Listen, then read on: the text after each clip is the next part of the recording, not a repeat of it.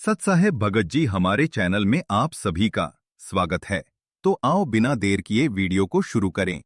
Video अच्छी लगी तो लाइक, कमेंट और सब्सक्राइब करें।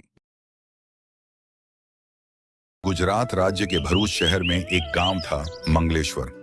यह गांव नर्मदा नदी के किनारे बसा हुआ था। इसी गांव में दो ब्राह्मण भाई रहते थे, जीवा और दत्ता। दोनों भाई परमात्मा में श्रद्धा रखते थे और मोक्ष की प्राप्ति के लिए दिन रात प्रयत्नशील रहते थे। भाई दत्ता, अब तक हमें कोई सच्चा संत नहीं मिला। क्या हम कभी मोक्ष पा सकेंगे? एक उपाय है भाई। हम एक सूखी टहनी को आंगन में गाड़ते हैं। जो भी संत आए उनके चरण धोकर उस जल को इस टहनी पर डालेंगे। यदि वह हरी हो जाए तो वही सच्चा संत होगा। 1 वर्ष तक उन्होंने अनेक संतों की परीक्षा ली, परंतु टहनी नहीं हरी हुई। संत आते जाते हैं, चरणामृत डालने के बाद भी टहनी सूखी रहती है। हे भगवान, अगर सच्चे संत नहीं हैं, तो हमें यह जीवन व्यर्थ लगता है।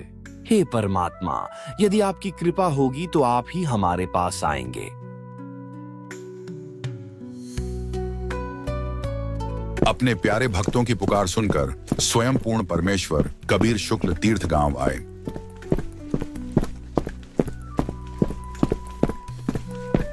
भाई जीवा, बाहर एक संत खड़े हैं, जिनकी छवि देख मेरे रोंगटे खड़े हो गए हैं। दत्ता, अब और आशा नहीं।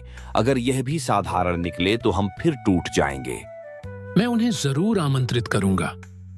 मेरी आत्मा कहती है यही सच्चे हैं।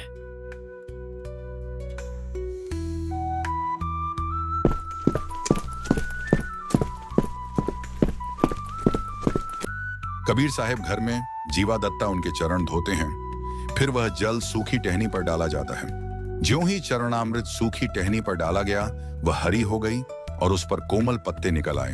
भाई जीवा, देखो, टहनी हरी हो गई। यही हैं सच्चे संत, यही हैं हमारे परमात्मा।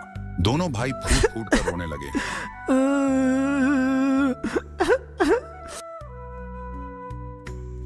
वीडियो अच्छी लगी तो लाइक, कमेंट और सब्सक्राइब करें।